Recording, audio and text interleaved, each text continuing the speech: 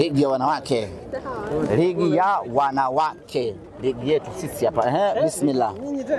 Semaji, pole kwa mchezo. Dabi ilikuwa ya aina yake. Siku hizi hakuna dabi ya wanawake wala wanaume. Tunaona dabi kulikuwa leo imepigika hapa uwanjani. Unazungumziaje kwanza mchezo? Mmeweza kupoteza moja kwa bila. Mchezo kwa upande wako kama msemaji wa Simba, kwa inako ulikuwaje? Mchezo ulikuwa mzuri. Simba tumepoteza mchezo huu, lakini tulikuwa kwenye kiwango bora sana. Iko michezo ambayo Simba Queens tunashinda, lakini unaona papatu zinakuwa nyingi. Yani mnashinda kwa uzoefu na makosa mengi ya mpinzani. Mechi ya leo pamoja na kwamba tumepoteza, lakini tumeshuhudia ubora wa hali ya juu sana wa wachezaji wa Simba Queens. Na kama tungekuwa tuko clinical enough, hasa kwenye safu yetu ya ushambuliaji, tungeweza kuimaliza ama kuiua hii mechi kipindi cha kwanza tu. Kipindi cha kwanza tulikuwa bora sana, tumetengeneza nafasi nyingi sana, tumefanya kila kitu katika mchezo huu, lakini watu wetu wa mbele wakakosa nafasi nyingi ambazo zimetengenezwa. Yote kwa yote ikapelekea mchezo kuisha kwa Simba kufungwa bao 1-0. Sisi kupoteza bao 1-0 leo ni pigo kubwa, kwa sababu linayumbisha malengo yetu ya kupigania ubingwa msimu huu. Kwa kupoteza, maana yake ni kwamba tunakwenda kumpa faida zaidi mpinzani wetu ambaye ni JKT Tanzania kwenye kuania mbio za ubingwa. Lakini sisi Simba Queens hatujakata tamaa, bado tunao nafasi ya kuipigania Simba Queens kwenye mechi ambazo zimesalia.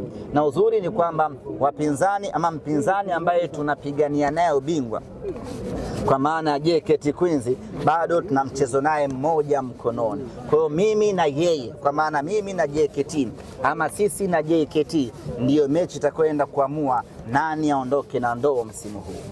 Nyie na JKT wawili tu? Ya, sisi na JKT, kwa sababu kimwangalia Yanga Princess bado yuko chini sana.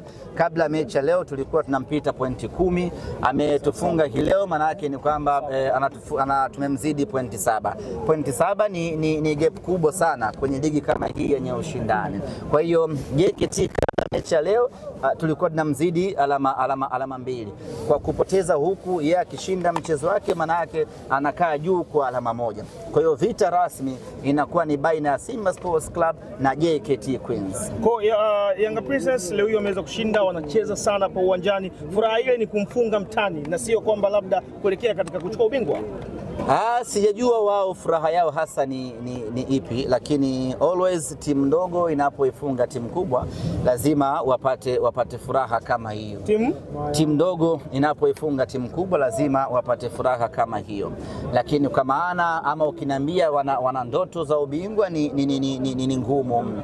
Kwa hiyo walichokifanya wao, wametimiza malengo yao. Malengo yao ni kumfunga Simba, kwa hiyo wana kila sababu ya kusherehekea, na hiyo ni hulka ya timu ndogo. Anapofanikiwa kuifunga timu kubwa lazima aselebuke. Sisi tunarejea katika uwanja wa mazoezi na kuangalia mechi ya leo, pamoja na kwamba tulikuwa bora, lakini tumekosea wapi kiufundi na kuweza kuruhusu bao 1. Ramon TV, habari na burudani kiganjani mwako.